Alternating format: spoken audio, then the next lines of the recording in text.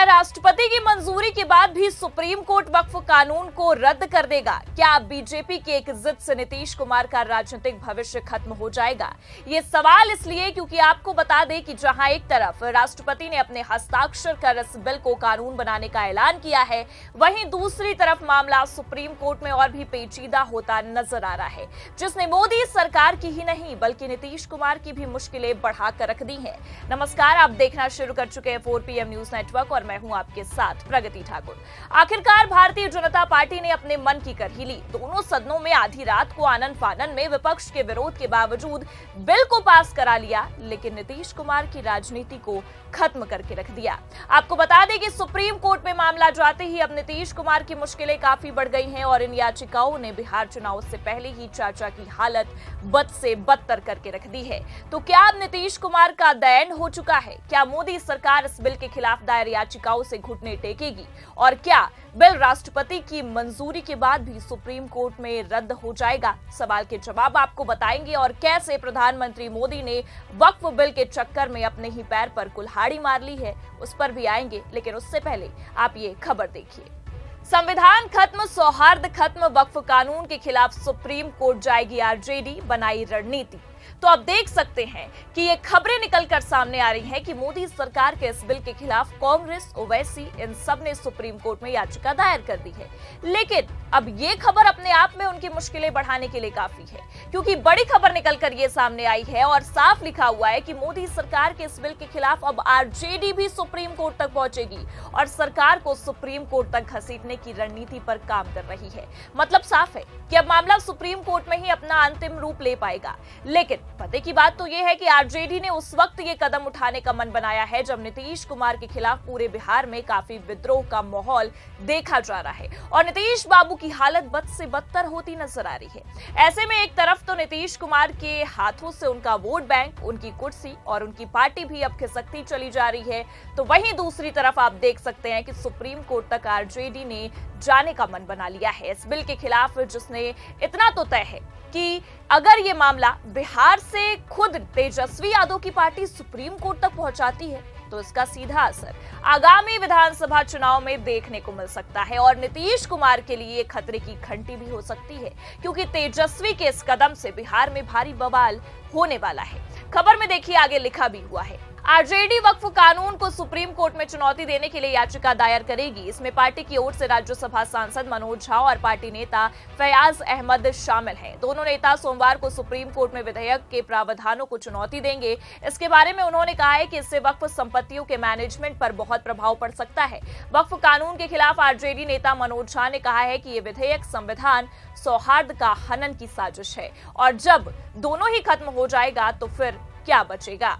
तो अब AIMIM chief Asaduddin Owaisi और कांग्रेस के अलावा सोमवार को आरजेडी की ओर से भी सुप्रीम कोर्ट में मोदी के इस बिल को चुनौती दी जाएगी और इस बिल के खिलाफ मोदी सरकार के साथ ही साथ नीतीश कुमार को भी सुप्रीम कोर्ट तक घसीटा जाएगा, जिससे ये तो साफ है कि अब नीतीश कुमार की हालत बिहार में किसी कठपुतली से कम नहीं होने वाली है, जिसने भारतीय जनता पार्टी के इशारों पर काम करके अपने ही पैर पर सबसे बड़ी कुल्हाड़ी मार ली है।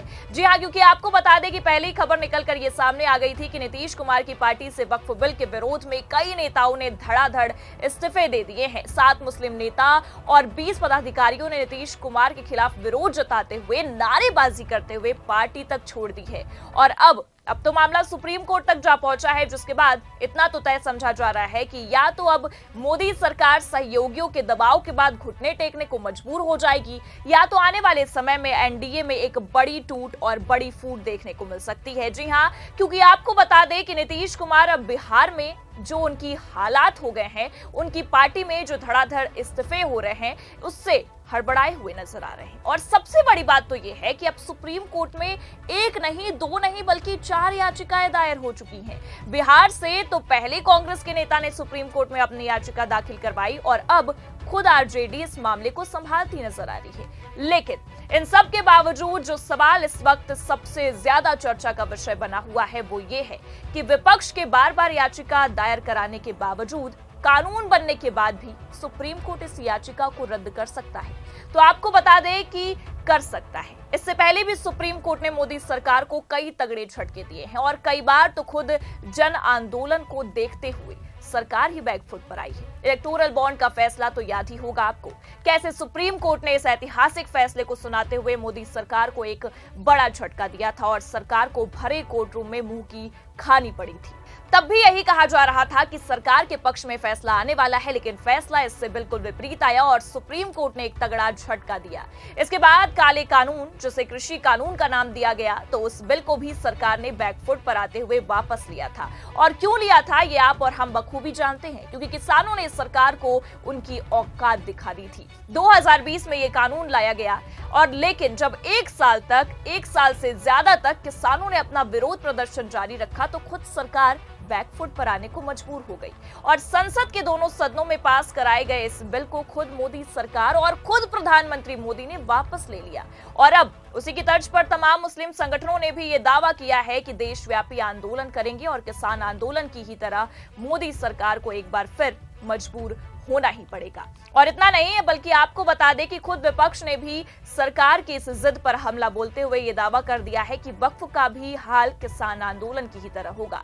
अब जिस तरह से वक्फ बिल के कानून बनते ही देश में आंदोलन देखा जा रहा है, उससे इतना तो साफ है कि या तो सरकार खुद मुस्लिम समुदाय के सामने घुटने टेक देगी या तो सुप्रीम कोर्ट की एंट्री होते ही ये मामला और भी पेचीदा हो जाएगा और आने वाले समय में इलेक्टोरल बॉन्ड की ही तरह सरकार को मुंह की खानी पड़ सकती है, क्योंकि सुप्रीम कोर्ट में अब मामला पहुंच चुका है। विपक्ष ने सरकार को कोर्ट तक घसीटने का अपना पूरा मन बना लिया है और जिस तरह से इस वक्त ये मुद्दा गरमाया हुआ है, पूरे देश में इस मुद्दे के खिलाफ विरोध जारी है। ऐसे में संभावनाएं यही है कि जल्द ही सुप्रीम कोर्ट में जजों की पीठ इस मामले पर सुनवाई कर सकती है और ऐसा भी हो सकता है कि खुद इस मामले में सीजेआई संजीव खन्ना की बेंच अपना अंतिम फैसला सुनाए और इस बिल पर अंतिम मुहर लगाए।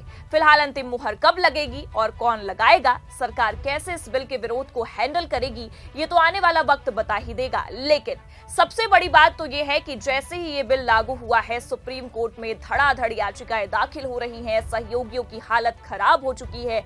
चुनावों से पहले विपक्ष का रास्ता भी साफ होता हुआ नजर आ रहा है और हैरानी की बात तो यह है कि खुद मोदी सरकार ने विपक्ष का रास्ता साफ कर दिया है। पर अब इन सब के बाद भी सुप्रीम कोर्ट से मुस्लिम समुदाय और विपक्ष को काफी उम्मीदें हैं। ऐसे में आप क्या सोचते हैं, क्या सुप्रीम कोर्ट इस बिल को लेकर एक ऐतिहासिक फैसला सुना सकता है और सरकार को इलेक्टोरल बॉन्ड की ही तरह एक तगड़ा झटका दे सकता है? अपनी राय कमेंट करके जरूर बताएं। ये खबर कैसी लगी, लाइक और शेयर जरूर करें। चैनल पर नए हैं तो सब्सक्राइब और ज्वाइन करना भी ना भूलें। देखते रहिए 4 PM न्यूज नेटवर्क। नमस्कार।